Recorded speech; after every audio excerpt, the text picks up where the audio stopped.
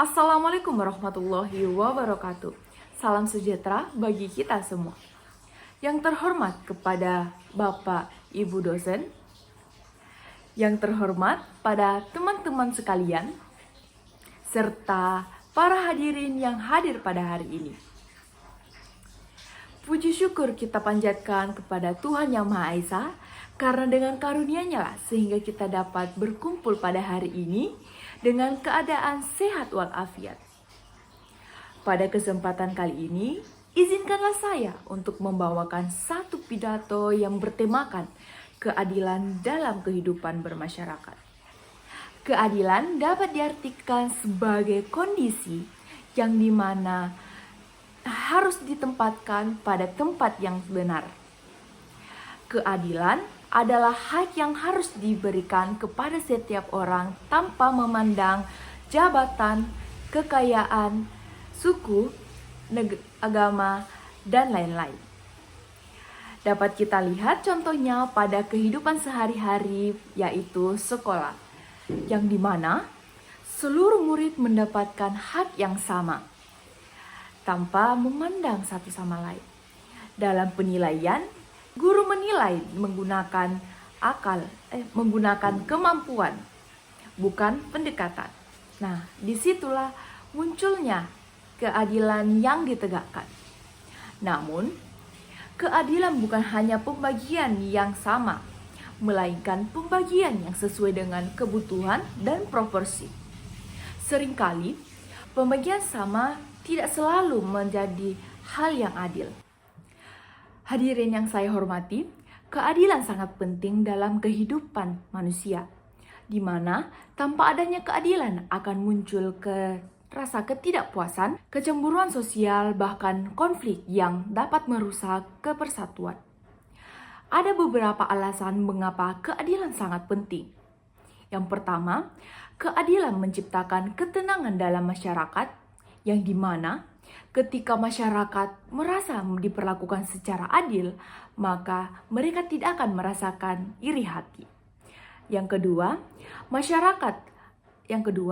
keadilan memperkuat persatuan. Jika semua orang merasa dihargai, maka tidak akan ada kelompok yang merasa lebih tinggi ataupun lebih rendah. Yang ketiga, keadilan memperkuat persatuan. Jika semua orang merasa dihargai dan diperlakukan sama, maka tidak akan ada. Yang ketiga, keadilan membangun kepercayaan. Dalam suatu sistem, baik itu sekolah, organisasi, maupun negara, kepercayaan itu hanya bisa tumbuh jika keadilan ditegakkan. Dan yang keempat, keadilan mendorong kemajuan. Orang-orang yang merasa diperlukan adil akan lebih termotivasi untuk berusaha dan berkembang. Namun, pada kenyataannya, kita masih sering menemukan ketidakadilan di berbagai aspek kehidupan. Misalnya dalam bidang pendidikan. Masih ada murid yang tidak mendapatkan fasilitas yang memadai untuk belajar. Ada sekolah yang memiliki sarana lengkap, sementara yang lain masih kekurangan. Dalam lingkungan sosial, kadang kita melihat adanya perlakuan berbeda berdasarkan status ekonomi. Orang yang kaya lebih dihormati, sementara yang miskin sering dipandang sebelah mata. Dalam dunia kerja, masih ada juga ketidakadilan dalam hal gaji atau kesempatan karir yang tidak merata. Bahkan dalam kehidupan sehari-hari, kita sering atau mungkin pernah menyaksikan atau bahkan mengalami sendiri perlakuan yang tidak adil, baik secara langsung maupun tidak langsung. Hal ini menunjukkan bahwa keadilan masih menjadi tantangan yang harus terus diperjuangkan bersama. Ada beberapa faktor yang menyebabkan ketidakadilan masih terjadi di masyarakat. Pertama adalah kurangnya kesadaran moral. Ketika seseorang hanya mementingkan dirinya sendiri tanpa memikirkan orang lain, maka keadilan sulit terwujud. Kedua adalah penyalahgunaan kekuasaan. Orang yang memiliki jabatan atau kekuasaan yang kadang menggunakan posisi untuk kepentingan pribadi. Yang ketiga adalah ketimpangan ekonomi dan sosial. Perbedaan kondisi hidup seringkali membuat akses terhadap keadilan menjadi tidak merata. Keempat adalah kurangnya penegakan aturan, yang dimana aturan yang tidak ditegakkan dengan tegas akan membuka peluang terjadinya ketidakadilan. Hadirin yang saya banggakan, mewujudkan keadilan bukan hanya tugas pemerintah atau lembaga tertentu, tetapi merupakan tanggung jawab kita semua sebagai anggota masyarakat. Sebagai pelajar, kita bisa melakukan hal-hal kecil seperti bersikap jujur dalam mengerjakan tugas, tidak membeda-bedakan teman dalam bergaul, menghargai pendapat orang lain, tidak melakukan perundungan atau bullying, dan menegakkan aturan yang berlaku di sekolah. Hal-hal sederhana ini jika dilakukan secara konsisten akan membentuk karakter yang adil dalam diri kita. Keadilan bukan hanya soal hukum atau aturan, tetapi juga soal hati nurani. Seseorang bisa saja tidak melanggar hukum, tetapi belum tentu sudah berlaku adil.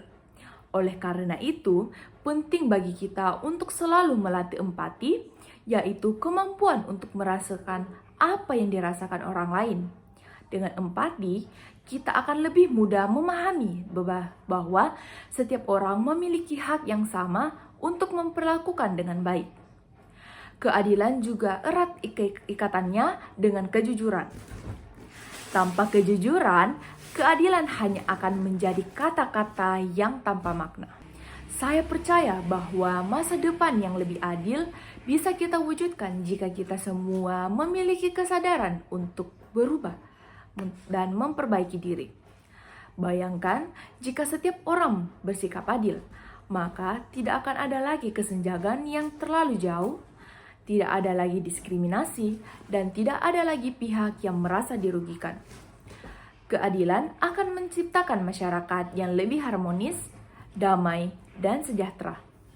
Hadirin yang saya hormati, dari apa yang telah saya sampaikan, kita dapat menyimpulkan bahwa keadilan adalah pondasi penting dalam kehidupan bermasyarakat. Tanpa keadilan, kehidupan akan dipenuhi dengan konflik dan ketidakhormatan. Oleh karena itu, mari kita mulai dari diri sendiri untuk menanamkan nilai-nilai keadilan dalam setiap tindakan kita, sekecil apapun itu.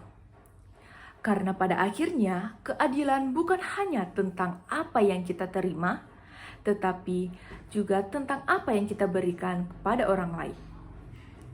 Demikian pidato yang dapat saya sampaikan. Apabila terdapat kesalahan kata atau penyampaian, saya mohon maaf yang sebesar-besarnya. Wassalamualaikum warahmatullahi wabarakatuh. Salam sejahtera bagi kita semua. I just had to let you know you're